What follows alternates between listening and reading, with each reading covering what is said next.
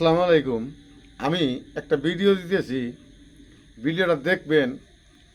ভিডিওটা দেখা মাত্র শেয়ার করে দিবেন, কারণ আমাদের বাংলাদেশের প্রত্যেকটা জনগণের এই ভিডিওটা দেখা দরকার আছে। আমাদের এই দেশটা নিয়ে ভারতে বসে কিভাবে আমাদের দেশটা ধ্বংস করার জন্য ষড়যন্ত্র করতেছে, এই ষড়যন্ত্রকারী কারা কারা কিভাবে ষড়যন্ত্র করতেছে ভারতে বসে আমাদের বাংলাদেশকে ধ্বংস করার জন্য, কারা কারা জড়িত, এই ভিডিওটা দেখলে আপনারা বুঝতে পারবেন দর্শক। তো দর্শক, ভিডিওটা শেয়ার করে দিবেন, যাতে আমাদের বাংলাদেশের প্রত্যেকটা মানুষ জানতে পারে যে আমাদের দেশ নিয়ে ভারতে কিভাবে ষড়যন্ত্র চলতেছে। বাংলাদেশের সাধারণ মানুষের হাতে ষড়যন্ত্র ধরা খাওয়ার পর এবার ষড়যন্ত্রকারীরা স্পষ্টভাবে কলকাতায় তাদের ষড়যন্ত্র শুরু করেছে। আজ সারাদিন কলকাতায় বাংলাদেশ বিরোধী ষড়যন্ত্র চলবে। সেখানে সেমিনার করবে, মানে সেমিনার নামে ষড়যন্ত্র হবে। এই ষড়যন্ত্রের মূল প্রতিপাদ্য বিষয় হলো বাংলাদেশিদের মুখেই বাংলাদেশের বিরোধিতার বয়ান শুরু করতে হবে। এখানে হাজির থাকবে সৈয়দ বদরুল আহসান, আওয়ামী লীগপন্থী, কিন্তু প্রথম আলো বলে তাকে বুদ্ধিজীবী লেখক, তানিয়া আমির, আবুল হাসনাত মিল্টন, হারুন আল রশিদ। হারুন আল রশিদ মালয়েশিয়ার রাষ্ট্রদূত ছিল, সেখান থেকে আর দেশে আসেনি, পালিয়ে গিয়েছে। আজকে সেখানে সারাদিন এই ষড়যন্ত্র চলবে। বাংলাদেশে হিন্দুদের উপর নির্যাতন, এই সেই, ডক্টর ইউনূস ভালো না, এই যে মির্জা ফখরুল কয়েকদিন থেকে বলতেছে দক্ষিণপন্থা মৌলবাদী জঙ্গিদের উত্থান, এইসব নিয়ে আলোচনা হবে।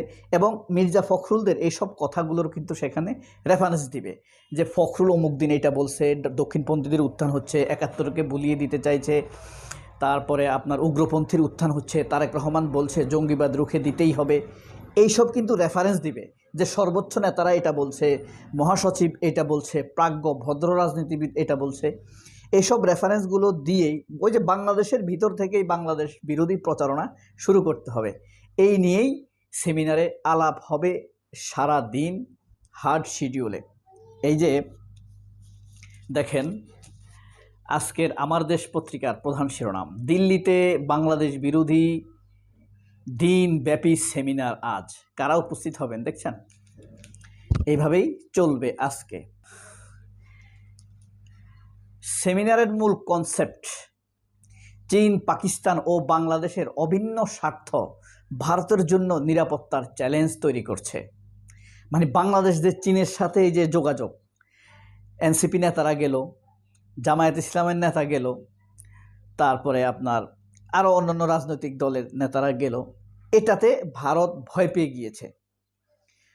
আবার পাকিস্তানের উপপররাষ্ট্রমন্ত্রী ইসহাকদার বাংলাদেশে আসলো, ঠিক আছে, এবং বাংলাদেশের সাথে সম্পর্ক রিবিল্ড করছে, আমদানি রপ্তানি বাড়ানোর জন্য উদ্যোগ নিয়েছে।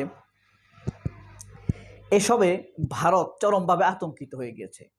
আপনারা খুব ভালো করে জানেন, ভারত বর্তমানে বাংলাদেশ পৃথিবীতে খুব কোণঠাসা অবস্থায় আছে। তাদের মাল সামানার কার্গো বিমানে করে, অর্থাৎ ট্রাকের মতো কার্গো বিমানে করে হাত বেঁধে কয়েক হাজার ভারতীয় শ্রমিককে, অবৈধ অভিবাসীকে ভারতে পাঠিয়ে দিয়েছে। এরকম অপমানজনকভাবে কোনো দেশের নাগরিকদেরকে পাঠানো হয় না। ডক্টর শহীদুজ্জামান এই সেমিনার নিয়ে একটা কথা বলেছেন, সেটি হলো বাংলাদেশ বিরোধী প্রপাগান্ডা চালিয়ে দিল্লি সফল হবে না। শহীদুজ্জামান ওই যে মোটা করে কালো, খুব মানে স্পষ্ট কথা বলতে পছন্দ করেন।